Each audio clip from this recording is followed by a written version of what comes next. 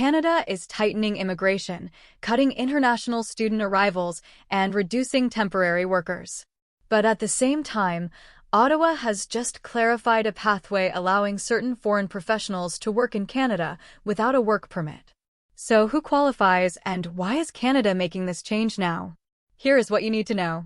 The federal government has released updated immigration instructions outlining exactly when foreign academic examiners and evaluators can enter Canada and perform certain work without obtaining a traditional work permit. The new instructions were published on July 31, 2026, and for the first time spell out specific eligibility requirements for this exemption. There are three main categories. Foreign nationals may potentially qualify if they are coming to Canada as thesis examiners, research proposal evaluators, or evaluators of university programs and academic projects. But this does not apply to just anyone working in education. The individual must generally be a senior academic or an established industry professional with a recognized reputation in their field.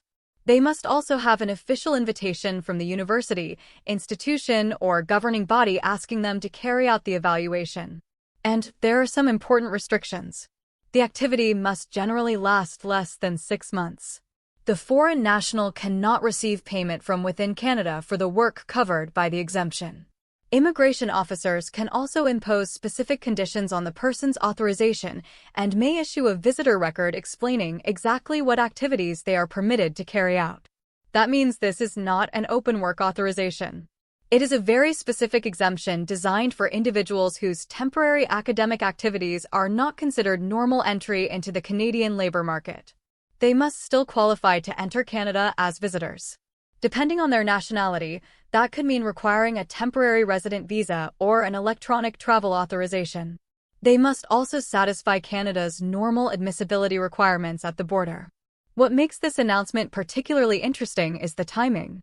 Prime Minister Mark Carney has been publicly arguing that his government has regained control of Canada's immigration system after years of historically high temporary resident growth.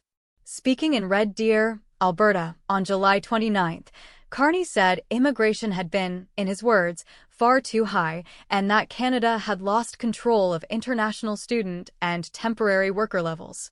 Carney says that has now changed.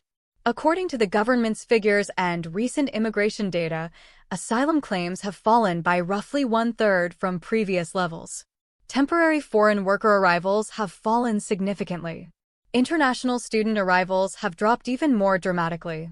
New international student arrivals went from roughly 293,000 in 2024 to around 115,000 in 2025, with arrivals remaining substantially lower during the first part of 2026. Temporary worker arrivals also declined from approximately 393,000 in 2024 to about 209,000 in 2025. Carney has said the government may need several more years of restraint because Canada's population levels are still putting pressure on housing and infrastructure. Why this matters? So Canada appears to be pursuing two policies at the same time. For broad temporary immigration programs, Ottawa is reducing numbers and tightening access.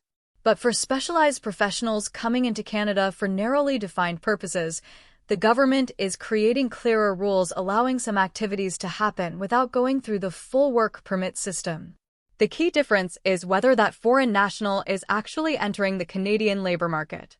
An academic arriving temporarily to examine a thesis or evaluate a research project is very different from someone coming to Canada to take a regular Canadian job.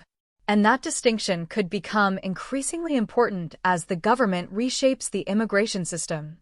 For international students and many temporary workers, Canada's immigration system is becoming significantly more restrictive. But for academics, researchers, and specialized professionals, Ottawa appears to be keeping targeted pathways open where their work does not directly compete with Canadian workers. So while Carney says Canada has taken back control of immigration, the government's strategy may not simply be about closing doors. It appears increasingly focused on deciding exactly which doors remain open, who can enter through them, and under what conditions. Follow Weekly Voice for the latest updates on Canadian immigration, politics, and policy.